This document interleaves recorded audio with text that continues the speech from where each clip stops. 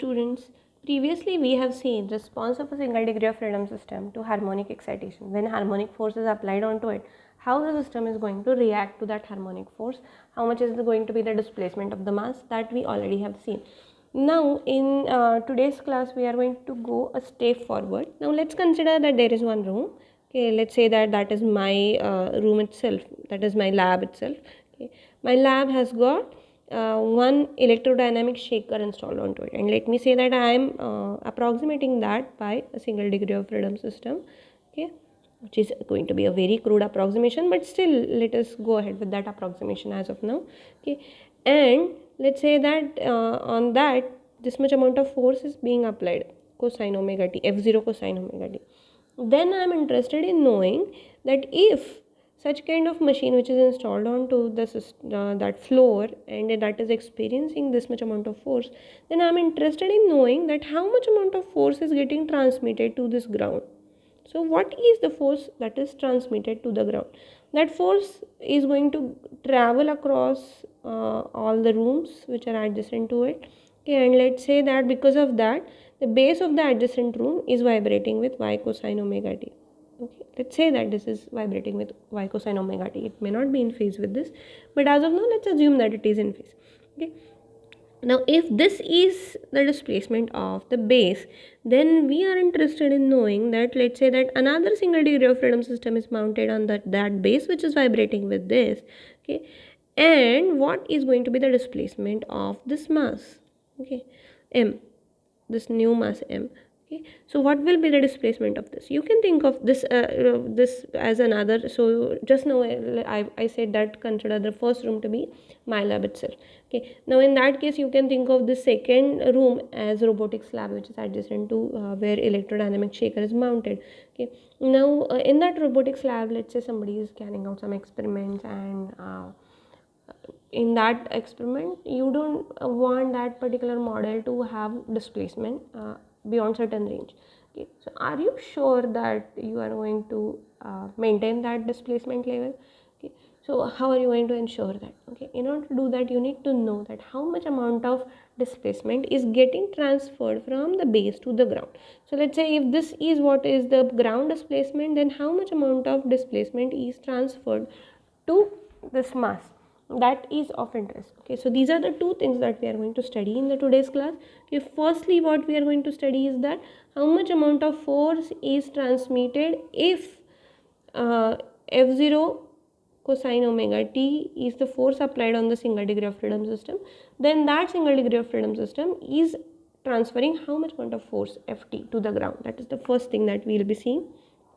The second thing that we'll be having a look at is that, so let's say that base of a single degree of freedom system, is mounted on a base, and that base itself is vibrating with y cosine omega t, and if that is the vibration of the base, then how much amount of displacement is getting transferred to mass. Okay, so mass will vibrate with x, then what will be that x?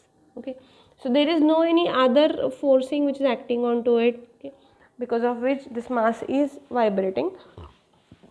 It is going to oscillate purely because of this base. Okay, so base is vibrating with y cosine omega t, and because of that the spring and damper they are going to transfer that displacement over here to the mass, and that mass is going to perform oscillatory motion, and what is going to be the displacement of that oscillatory motion is something that we are going to see in the today's class. Okay, so let's start with the first problem that I just now told you, that we are interested in knowing how much amount of force is getting transmitted to the floor. Okay, so that is the first topic that we are going to see in the today's class. Okay, so this is the spring mass damper system that we are going to consider. Okay, and on that force is applied, which is f0 cosine omega t. M is mass, k is the spring stiffness, and c is the stamping coefficient. And now I am interested in knowing how much amount of force is getting transmitted to the base. Okay, fine. So Let me first of all see this single degree of freedom system. Okay, you already know that this is what is the expression of that mx double dot plus cx dot plus kx is equal to f0 cosine of omega t. Okay, in that case you already know that how to arrive at the expression of x. Okay, and you know that x has got two components into it. One is complementary solution or a transient part, and the other one is the particular integral, which is a steady state part. Okay. And now let's also assume that it has been a while, fairly good amount of time since this force is applied and since there has been certain initial disturbance which was given to the system. Okay, and now in light of this statement that there has been a fairly good amount of time and this particular component, which is the transient component, that has died down and only steady state part is something that is remaining. Okay, so with this assumption we are going to go forward. Okay, so we are going to consider only steady state part of the displacement. Okay, so in that case what will be the expression of x? Expression of x will be equal to x times cosine of omega t minus phi. Okay, right, that you already know. Okay. If this is what is x, let's try to see how much amount of force is getting transmitted to the floor. You know that if this is x, what is the spring force? Fs, which acts on the mass, is equal to minus kx, which is equal to this one, x, this is minus k times x cosine of omega t minus phi. Okay, so let me try to see what are the ground forces. Okay, ground forces will be equal to, so you will have kx plus cx dot. Along with fs you also have fd, right, which is that force which is coming because of the damper. Okay, so these are the two forces which are acting onto it, and let me write down their expressions. So if I write down their expressions, I'll write it down in this way: kx cosine of omega t minus phi plus c omega x. Now this cosine omega t will be minus sine omega t minus phi. Okay, we have taken derivative of x. X is this, and you need to take a derivative of that, and derivative of that will be this one. Okay, which is minus c omega x sine omega t minus phi will be the term, that cx dot. So let me take x common from it. Okay, or before that, okay, so let me yeah, I'll take x common, that or let's not take x common. Okay, we'll have a look at it afterwards. Okay, so let's say that this term, let me represent that term by some factor which, let's say, ft0 cosine of theta.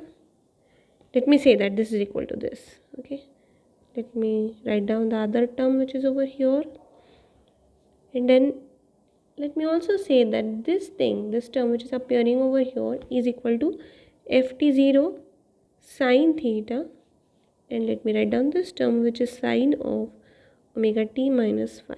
Okay, so I can write down this as ft0 into cosine of omega t minus phi plus theta, right?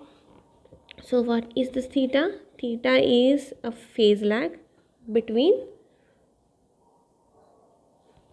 displacement x and ft.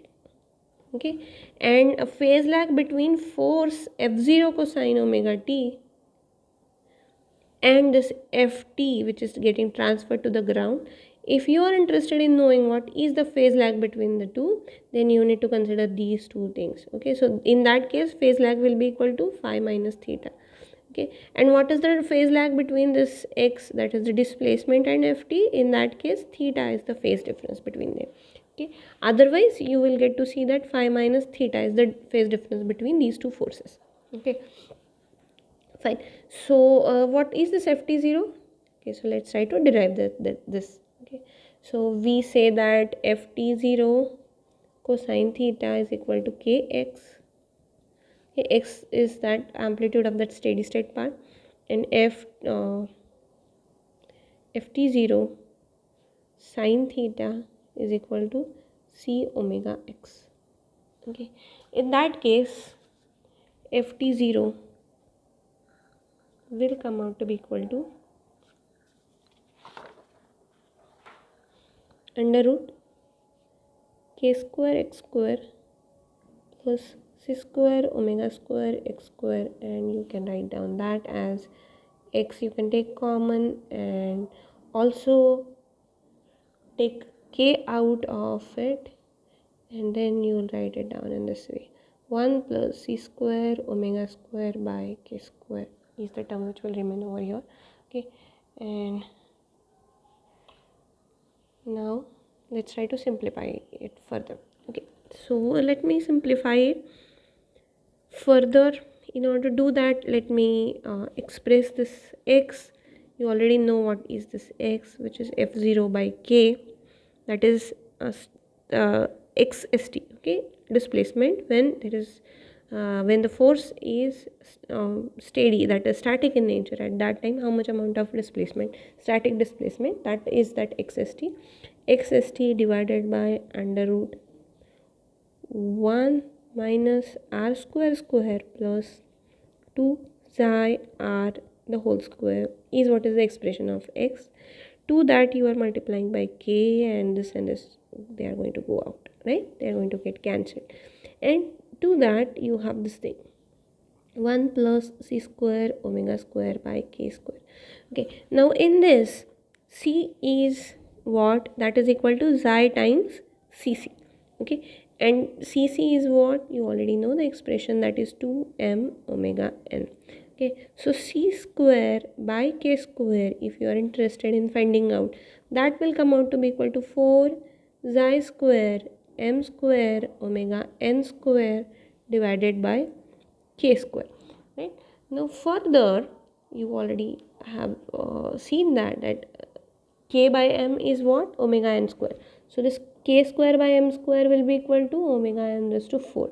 Okay, and that is in the denominator. So c square by k square will come out to be equal to 4 xi square omega n square divided by omega square.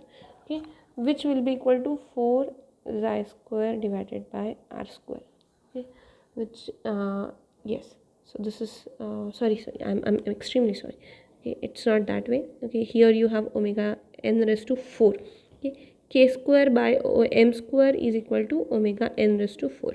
Okay, and then this omega square will go away from here, and you will be left with omega n square over here in the denominator.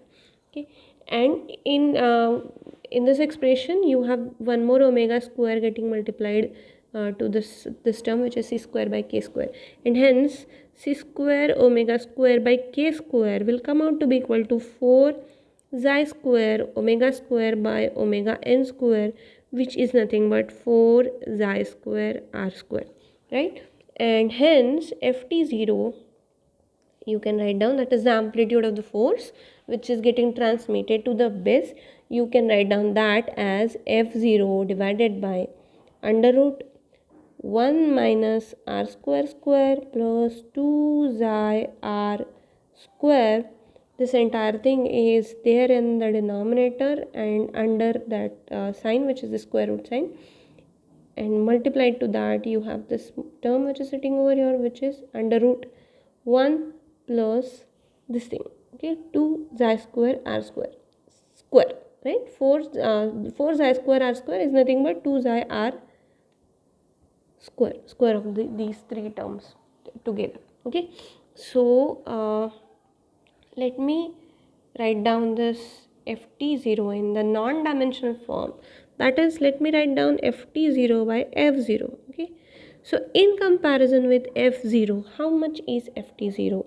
If I have to write down that, then I will write down it in this fashion, which is 1 plus 2 xi r square divided by under root 1 minus r square square plus 2 xi r whole square.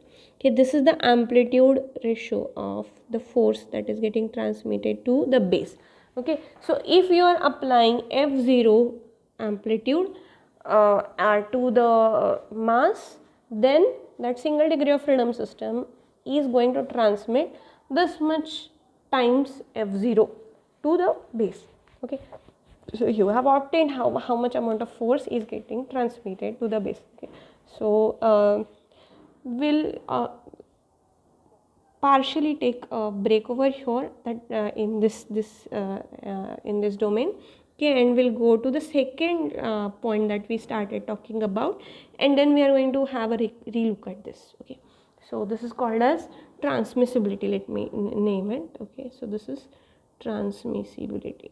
Transmissibility is this. Okay, that this is the first transmissibility. So how much amount of force is getting transmitted to the base. Now we are going to have a look at displacement transmissibility. That is the second point that I just now have talked about. Okay, so the second point was this: we consider that there is a single degree of freedom system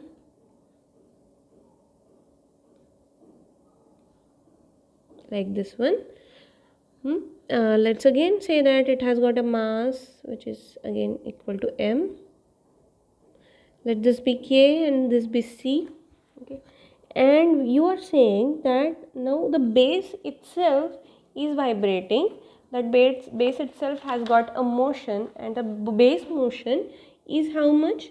Base motion is equal to y cosine omega t. If this is what is the motion of the base, then you are interested in knowing that how much amount of displacement is going, you are going to see over here at the mass. Okay, so what will be x? Okay, is something that you are interested in knowing. Okay, so let's try to see to it. Okay, so let's try to draw a free body diagram of this mass. Okay, we'll start with the free body diagram. So this is the mass. So what are the forces which are coming onto the mass? It has got this spring force, it has got this damper force. Okay, and by that you will be able to write down that mx double dot minus spring force minus damper force is equal to 0. Okay, and when you do so, what you do is you need to write down the expression of this f minus fs and minus fd. Okay, what is this expression? This is acceleration. Okay, so mx double dot, mass is vibrating with x units of displacement, but if you see how much is the compression or extension in the spring, that won't be equal to x, it will be equal to x minus y, right? That is what is going to be, or rather it will be, yeah, this is how it will be. This is force minus of k times minus x minus y, right? And this fd will be equal to minus c times how much is going to be relative velocity between this piston and cylinder arrangement. And if you are interested in knowing the relative velocity, again you will have to say that x dot minus y dot. Okay, so this one end is having displacement x and the other end is having displacement y.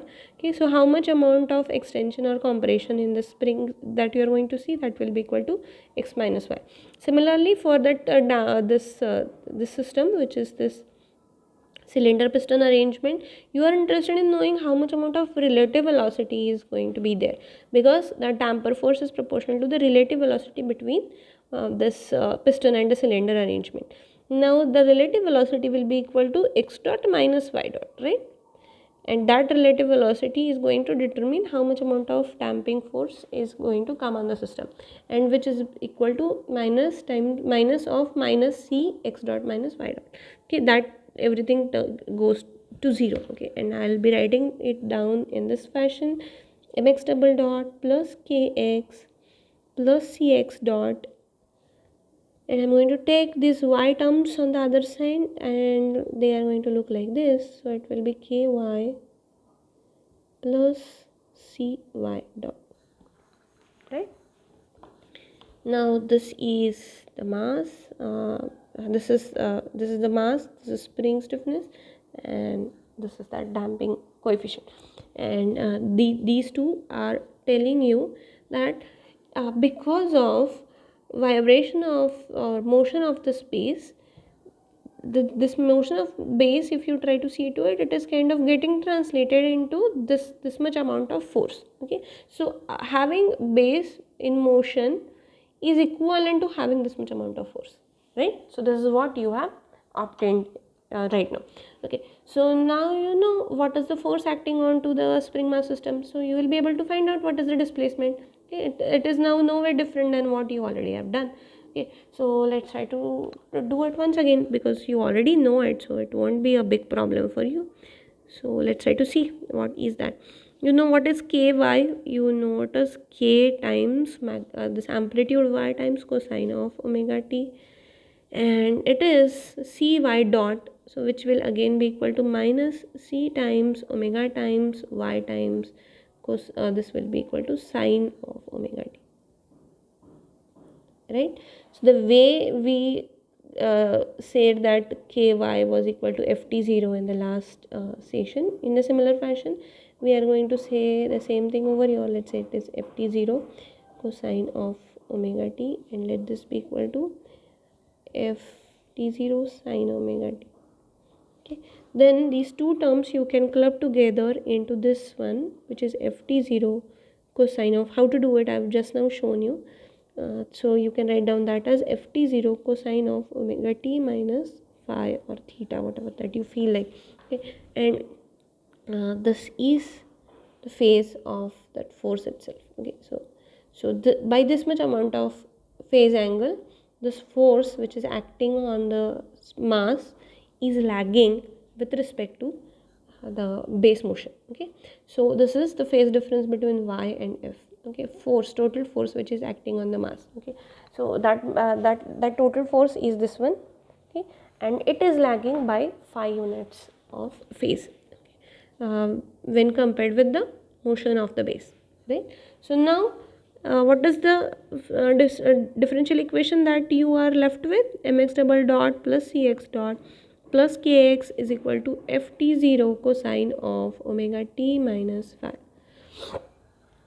Okay.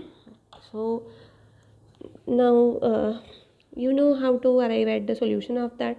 Okay, we are again going to consider only steady state part. We are not going to have a look at transient motion, and if we decide to have a look at only steady state part, then x, that is steady state portion of that x, I can write down that as x times, so x steady state, that will be equal to x times cosine of omega t minus phi minus theta, right? It's going to lag further by theta units of angle. Okay, so this is what xs is going to be like. And what will be amplitude of that displacement? Okay, you know the amplitude is equal to, what is the amplitude of force divided by k, and to that we are going to divide by 1 minus r square plus 2 xi r the whole square. Okay, what is this ft0? ft0 we have derived based on this. Okay, so ft0 is equal to square root of k square y square plus c square omega square y square. Okay, which is exactly the same one that we just now have seen in the case of force transmissibility. Okay, and hence you can write down this ft0 as, you can take y common, let me take y common. Okay, and then there is this k which is also taken common. Okay, and thereafter you have this thing into multiplication, which is 1 plus 2 xi r the whole square. To that you are dividing by k, and again you have this term in the denominator, which is 1 minus r square plus 2 xi r square and square root of summation of these two terms. Okay, so this and this k and k will go. Okay, and if you take this ratio which is x by y, okay, then that comes out to be equal to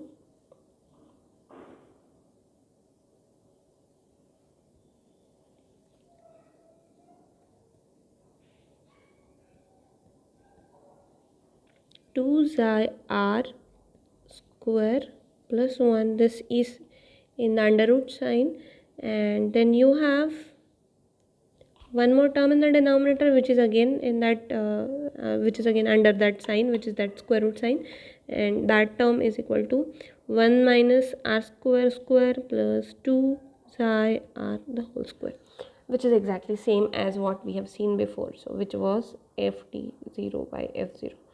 Okay, so if f0 is applied onto the mass, then how much amount of so if this is the amplitude of the force which is acting on the mass, then how much amount of amplitude of force is getting transmitted to the base. Ratio of these two is exactly identical to ratio of these two displacements, and the top one which is in the numerator, that displacement is the displacement of the mass in the steady state condition, and the the denominator, which is this y, is the amplitude of displacement of base. So ratio of amplitude of displacement of mass to the amplitude of base vibration or base motion is exactly identical to this ratio, and the expression is this one, and which is called as transmissibility. When you are considering this, then it is called as a displacement transmissibility. So how much amount of displacement is getting transmitted from base to mass, and this is force transmissibility, which tells you how much amount of force is getting transmitted from mass to base if it is exposed to harmonic forcing of f0 sin omega t. Okay, cosine omega t or sin omega t, whatever you say. We are going to consider only amplitude ratios. So as of now we are not going to talk about phase angle over here. Okay, however you can always study that, there is no any harm in doing so, but I'm not going to talk about it in the interest of the time.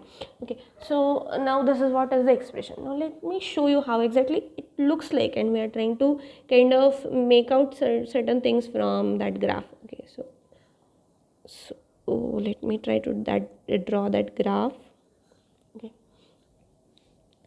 so this is the r axis, okay, the way we have been drawing, which is omega by omega n, and let this be the transmissibility, okay, which is magnitude of x by y. Okay, I'm writing down magnitude of this. Okay, and also we are going to draw on the same axis the same one, which is ft0 by f0, again only magnitude of that. Okay, let me draw a peculiar point over here, which is the 1. Okay, one more peculiar point over here, which is 1 once again. We have one more peculiar one appearing over here, which will be slightly towards this side, which is square root of 2. Okay, so something interesting is happening at square root of 2r. Okay, when r is equal to square root of 2. You try putting these values over here in that expression of transmissibility, and you will be able to draw this graph. Okay, so let's try with the very first and simplest case where xi is equal to 0. Okay, let's say that xi is equal to 0. Okay, so in all these expressions xi is equal to 0, so this term won't be there, this term also won't be there, so you'll be left with 1 over 1 minus r square, and you already know how exactly it looks like. It is going to start with 1, it's going to build up, will shoot to infinity at I need to show it, it has got this slope like this in the beginning, right, and it shoots over here as it moves towards 1, okay, to infinity, and then again it falls down from this infinity value.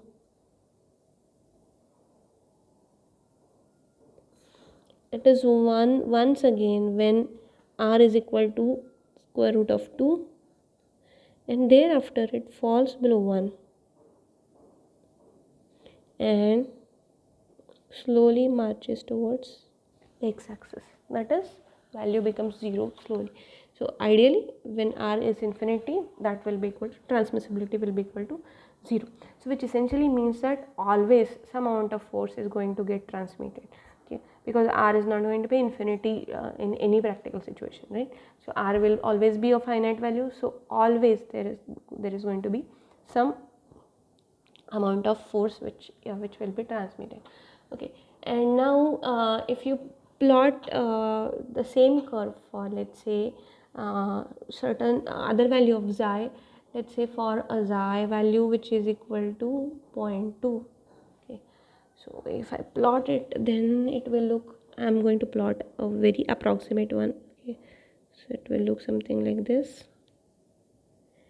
It will again pass through this root 2, this root 2 one, this point which you have marked over here, and then it is going to switch its side and it is going to come to the top side. Okay, let me draw it with the other color.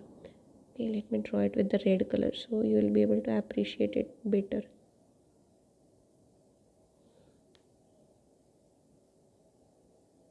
So it is going to be like this. If you further increase xi, then this is how it will look like.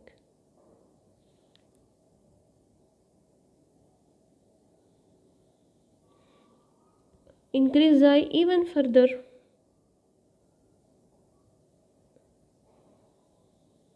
and then this is how it is.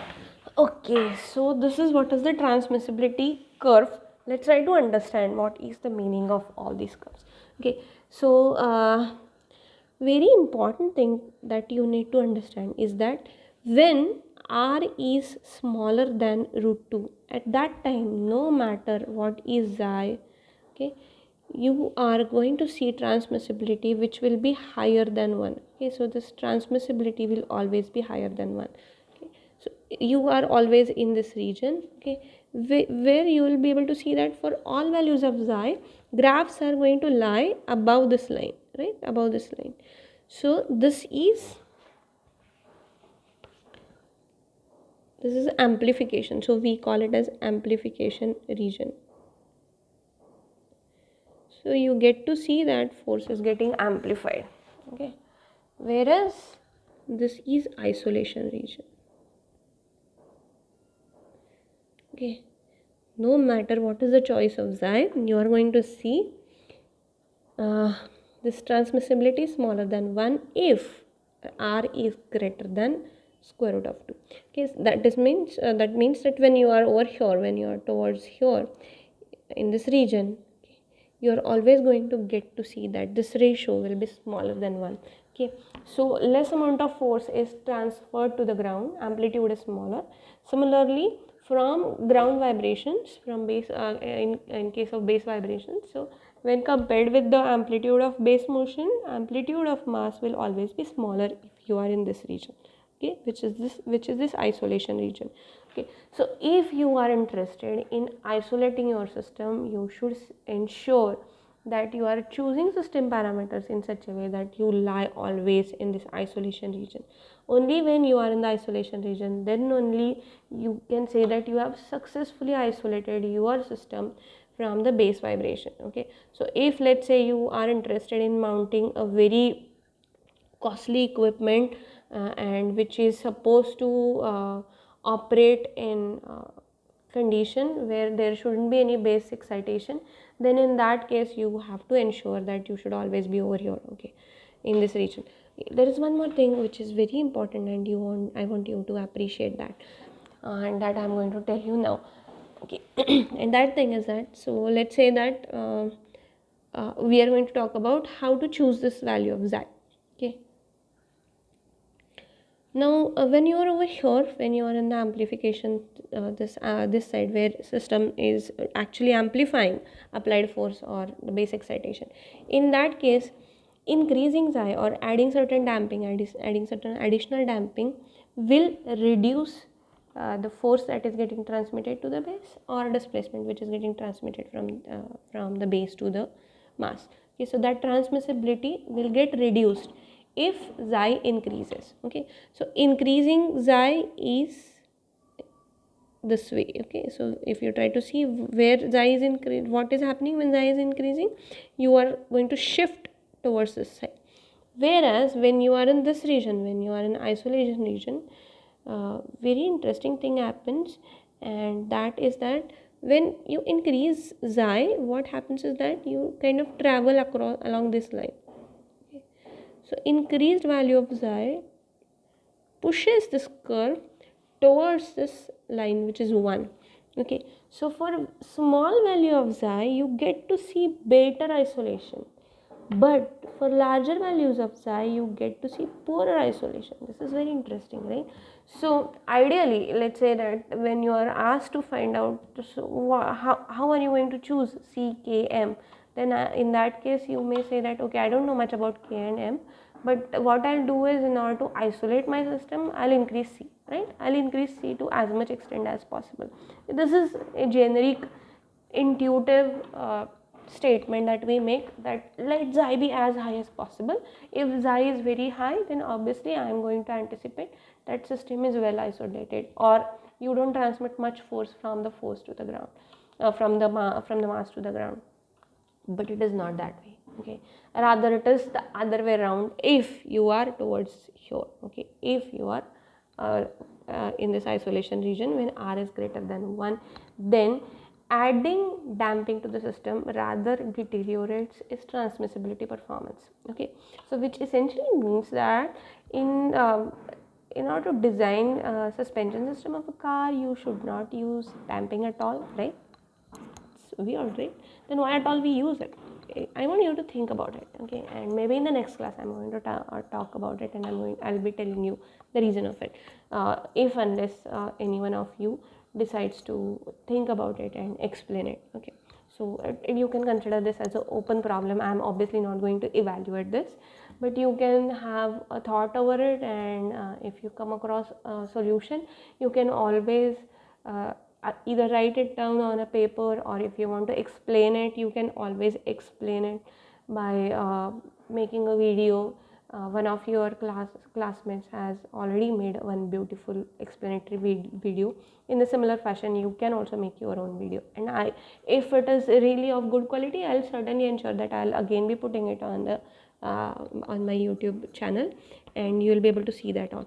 Okay, so that is the question, that adding damping deteriorates transmissibility performance. Then why at all we add damping in our suspension system? Okay, why do we do that? Give a thought.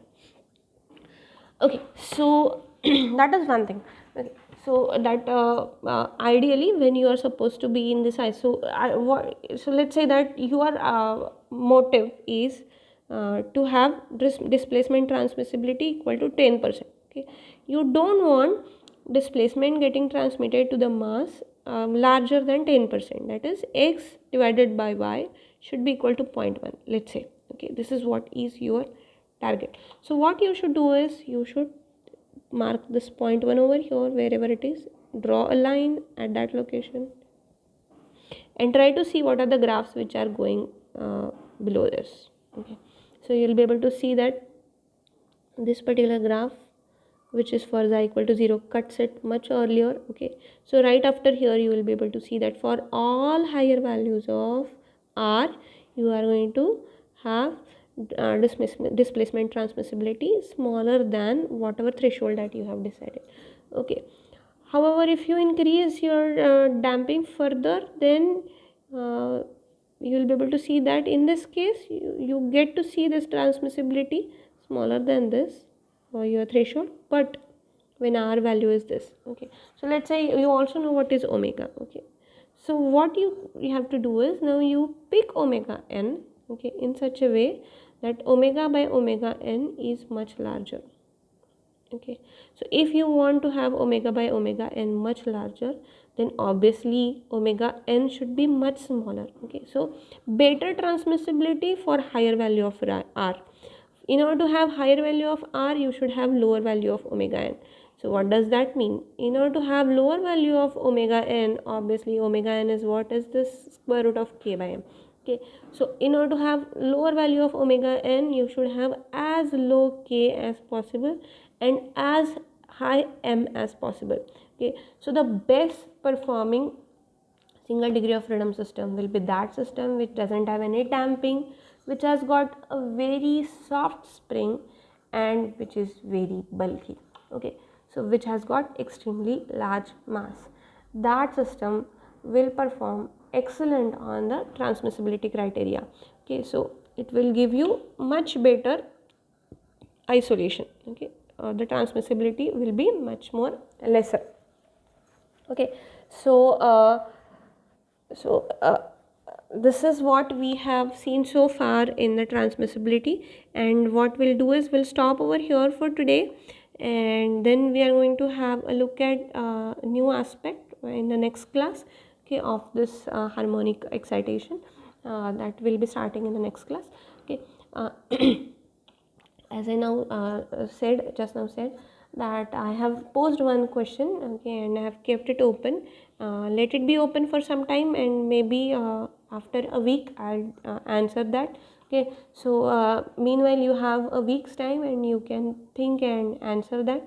So the question, I'll repeat it once again. So this transmissibility graph, what does transmissibility graph tells us? That best isolation is possible when xi is 0. Okay, then in that case, why at all we add damping in our actual dampers, okay, which are there. Let's say if you pick a car, most of you are designing this isolation systems for car. I know that those who are working in that motorbike and all those kind of other groups which are operative in our institute, so there you design the suspension system of a bike. Okay, so I have this question specifically to somebody who is working in that why at all your suspension system needs to have damping, that xi, why at all it is greater than 0, why don't you go with the soft spring and uh, 0 damping? Okay, so that is the question. So now you can have a thought over it, you can discuss with your friends and come up with the solution. And if you have the solution, either you can write it nicely on a paper, or the other way around, which is the preferred way, is you can make a small video in which you will be explaining the answer. And if you are able to make it, and if that is fairly nice enough, then I'll be posting that answer. Okay, thank you so much. Okay, bye.